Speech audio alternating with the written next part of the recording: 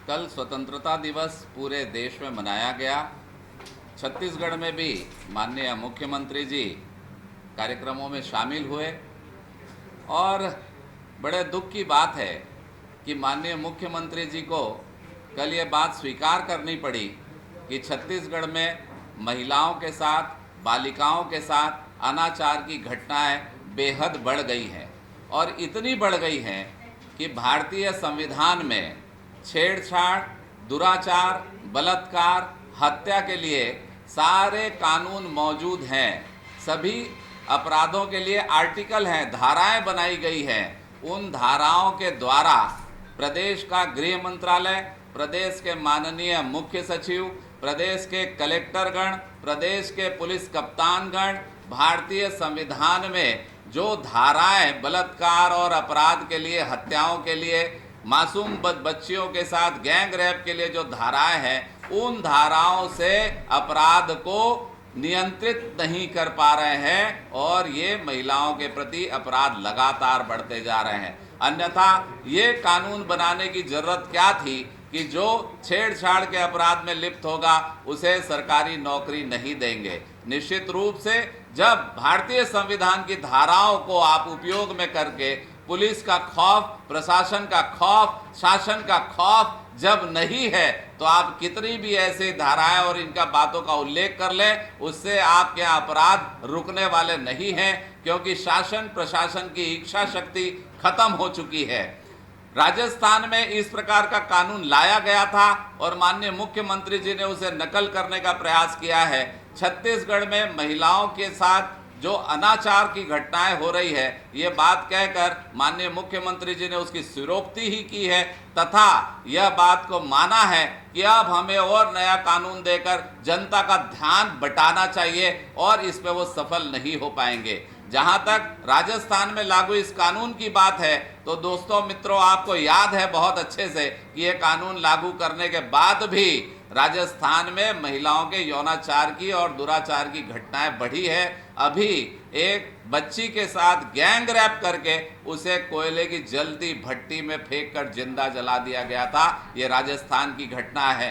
छत्तीसगढ़ प्रदेश में पूर्वी झा को पेट्रोल डालकर जला दिया गया। वही जगदलपुर में 13 अगस्त को एक हमारी पूनम मिश्रा बहन को पीट पीट कर एक व्यक्ति पीटता रहा, मेडिकल कॉलेज के अंदर पीटता रहा। उसके बाद लोगों ने छुड़ाया।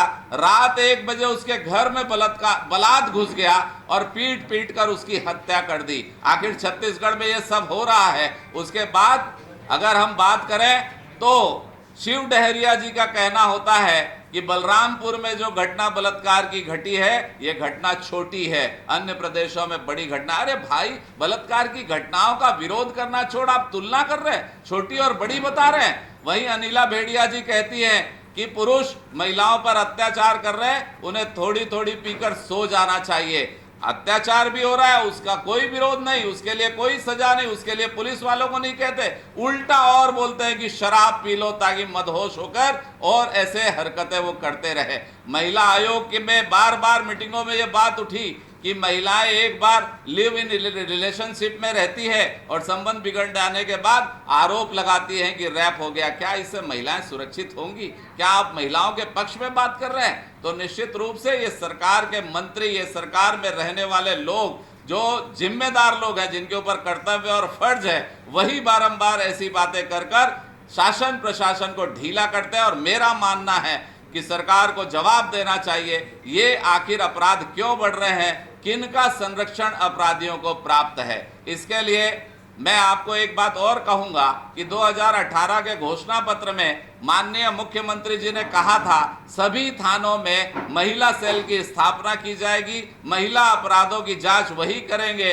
पर मुझे दुख के साथ कहना पड़ता है कि आज तक यह व्यवस्था किसी थाने में नहीं हुई। तो इस सरकार की मंशा स्पष्ट है, इसे खाली भ्रष्टाचार करने और अपराधियों को संरक्षण देने में ध्यान है। ये महिलाओं की सुरक्षा करना नहीं चाहती।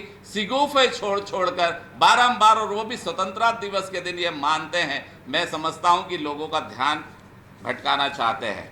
दूसरी बात कल उन्होंने कही है कि विद्यार्थियों को फ्री में परिवहन, सार्वजनिक परिवहन की व्यवस्था दी जाएगी। मित्रों, हमने आपके सामने कागज भेजा है 2018 में कांग्रेस के घोषणा पत्र में यह बात लिखी हुई थी, और अभी जो इनकी सेट मुलाकात है नौजवानों से, विद्यार्थियों से, वो सेट मुलाकात में जब ये बात उठ के आती है कि ये फ्री परिवहन व्यवस्था देनी चाहिए, तो माननीय मुख्यमंत्री जी ये नहीं स्वीकारते कि मैंने 2018 में कहा था, अभी तक नहीं किया, अब 2023 से करूंगा। वो उसे फिर से घोषणा पत्र में डालते हैं। तो ये सरकार जहां शराबबंदी की विरोधी है, शराबबंदी करेंगे बोलती है पर नहीं करती, तो ये सरकार ऐसी बातों को करके हमारा मानना है कि नई बोतल में पुरानी शराब डाल रही है। अरे आप घोषणा 2018 में किए, अब बच्चों को फिर छल कर रहे हो, फिर से घोषणा कर रहे हो। ये घोषणाएं पूरी क्यों नहीं हुई? क्या ये माना जाना चाहिए कि माननीय उप मुख्यमंत्री जी ने 36 वादों के बारे में कहा, 36 घोषणाओं के बारे में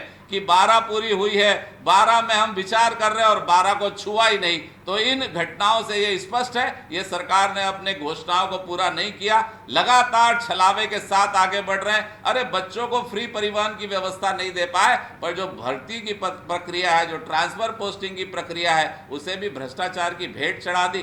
तो साथियों, आज हम इसी बात को लेकर आ रहे हैं कि एक तरफ महिलाओं के बारे में, दूसरे तरफ छात्रों के बारे में ये सरकार लगातार झूठ और बार बार यही घोषणाएं कर रही है।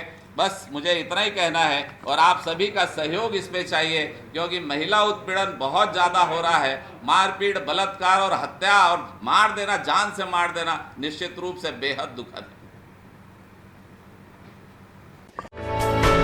For more news updates, do subscribe, like, share and comment. Clipper 28